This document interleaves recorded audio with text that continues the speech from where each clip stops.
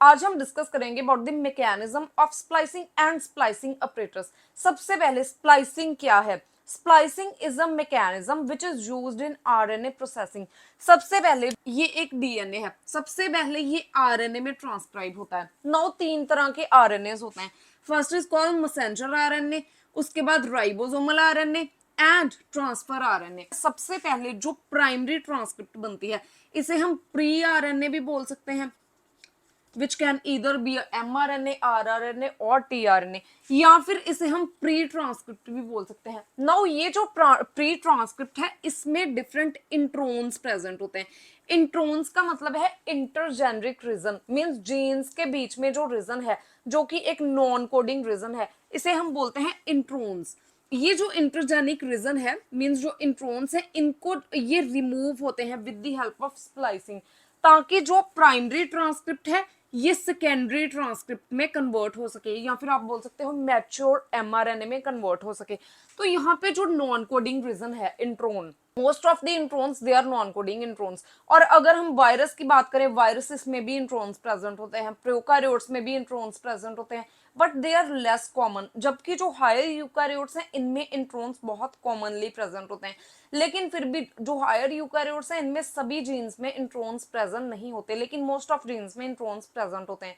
Now अब हम discuss करेंगे about the mechanism of splicing. तो यहाँ पे ये जो एक प्री एमआरएनए है इसमें एक इंट्रोन प्रेजेंट है which is blue in colour, ये एक इंट्रोन है। और यहाँ पे हम GUAG इंट्रोन्स की बात कर रहे हैं। तो यहाँ पे जो इंट्रोन है इसमें दो रीजन्स प्रेजेंट होते हैं, दो कंसेसस सीक्वेंस प्रेजेंट होते हैं। This is called the 5' splicing site. ये जो 5' स्प्लाइसिंग साइट है इसमें GU कंसेसस सीक्वेंस प्रेजेंट है। और उसके बाद जो ये वाली साइट है इसे हम बोलते हैं 3' स्प्लाइसिंग साइट। जो 3' स्प्लाइसिंग साइट है इसमें AG कंसेसस सीक्वेंस प्रेजेंट है। नाउ ये तो हो गई कंसेसस सीक्वेंस की बात। और जहां पे एडेनिन्स का स्ट्रेच होता है इसे हम बोलते हैं ब्रांच पॉइंट। फिर यहाँ पे इस रीजन में जो है ये पॉलीपायरिमिडिन्स प्रेजेंट होते हैं, मींस पायरिमिडिन्स। मोस्टली पायरिमिडिन्स कौन से हैं? Cytosine and uracil rich pyrimidine, ये स्ट्रेचेस प्रेजेंट होते हैं। तो इस तरह से ये जो इंट्रोन है इसकी स्ट्रक्चर है। और साइड्स में एक ये एक्सोन है, एक ये एक्सोन है। नाउ ये जो इंट्रोन है ये एक नॉन कोडिंग रीजन है, जबकि जो एक्सोन्स हैं ये कोडिंग रीजन है। और यहां से अगर ये एक प्री एमआरएनए है तो इससे जो जब यहाँ पे स्प्लाइसिंग हो जाएगी और इंट्रोन रिमूव हो जाएगा एंड जो एक्सोन्स हैं ये आपस में कंबाइन हो जाएंगे, तो फिर ये आगे प्रोटीन्स में ट्रांसलेट होंगे। तो इसीलिए जब भी प्रोटीन्स में ट्रांसलेशन होती है एमआरएनए की, तो यहाँ पे पहले स्प्लाइसिंग होनी बहुत जरूरी है। नाउ स्प्लाइसिंग के लिए स्मॉल न्यूक्लियर राइबोन्यूक्लियर प्रोटीन्स चाहिए which are called the SNRNP, means small nuclear ribonucleoprotein. ये आरएनए प्लस प्रोटीन्स होते हैं which are called the RNA plus catalytic proteins. ये जो है ये एक कैटालिटिक फंक्शन परफॉर्म करते हैं एज अ स्प्लाइसोसोम। और यहाँ पे SNRNP होते हैं, फॉर एग्जाम्पल यहाँ पे U1, U6, U4, U5 and U2, ये सभी स्मॉल न्यूक्लियर राइबोन्यूक्लियर प्रोटीन्स हैं जो कि स्प्लाइसिंग में हेल्प करते हैं। नाउ फर्स्ट स्टेप में यहाँ पे क्या होगा कि ये जो कंसेसस सीक्वेंस है जो कि 5' स्प्लाइसिंग साइट पे प्रेजेंट है इंट्रोन के, इसके साथ U1 small nuclear RNA ribonuclear protein जो है ये बाइंड करेंगे। उसके बाद यहाँ पे जो ब्रांच पॉइंट है इसके साथ कुछ ब्रांच पॉइंट बाइंडिंग प्रोटीन्स जो है ये बाइंड करेंगे।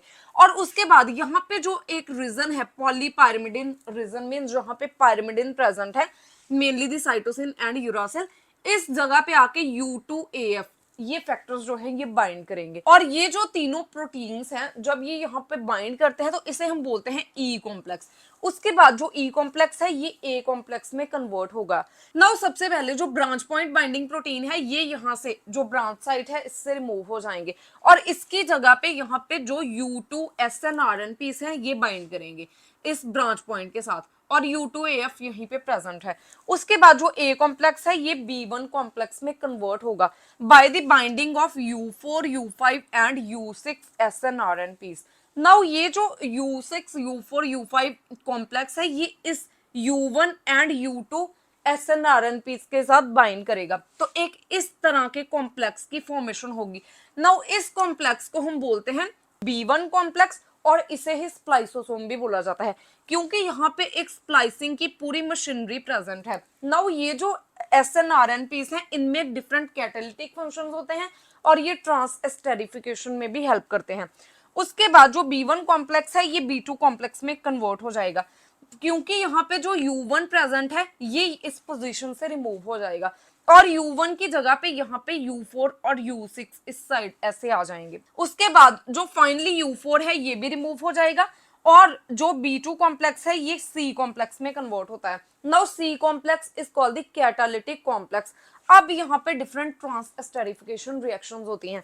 नाउ यहाँ पे जो U6 है ये इस पोजीशन पे आ जाएगा जो कि 5' स्प्लाइसिंग साइट है, और जो U2 है ये इस पोजीशन पे ब्रांच पॉइंट पे प्रेजेंट है। नाउ ब्रांच पॉइंट में यहाँ पे एडेनिन प्रेजेंट है।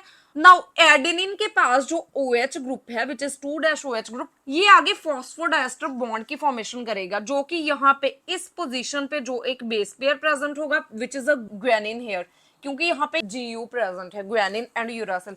तो ग्वेनिन के पास एक 5' फॉस्फेट प्रेजेंट है और एडेनिन के पास 2' OH ग्रुप प्रेजेंट है। इन दोनों के बीच में फॉस्फोडाइस्टर बॉन्ड की फॉर्मेशन होगी।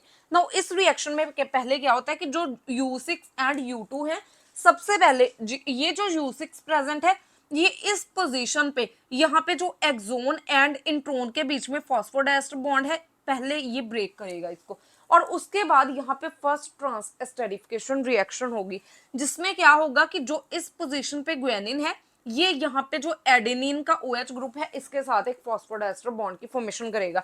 इससे क्या होगा कि जो एडेनिन है ये इस तरह यहाँ पे एक फॉस्फोडाइस्टर बॉन्ड है तो इस तरह से एक लेटेंट स्ट्रक्चर की फॉर्मेशन हो जाएगी। तो यहाँ पे फर्स्ट ट्रांसएस्टेरिफिकेशन रिएक्शन होती है। उसके बाद जो सेकेंड ट्रांसएस्टेरिफिकेशन रिएक्शन है इसमें ये जो बॉन्ड है ये ब्रेक हो जाएगा और यहाँ पे जो दोनों एक्सोन्स हैं अब ये इंट्रोन से सेपरेट हैं, और जो दोनों एक्सोन हैं इनके बीच में यहाँ पे एक फॉस्फोडाइस्टर बॉन्ड की फॉर्मेशन होगी with the help of transesterification reaction.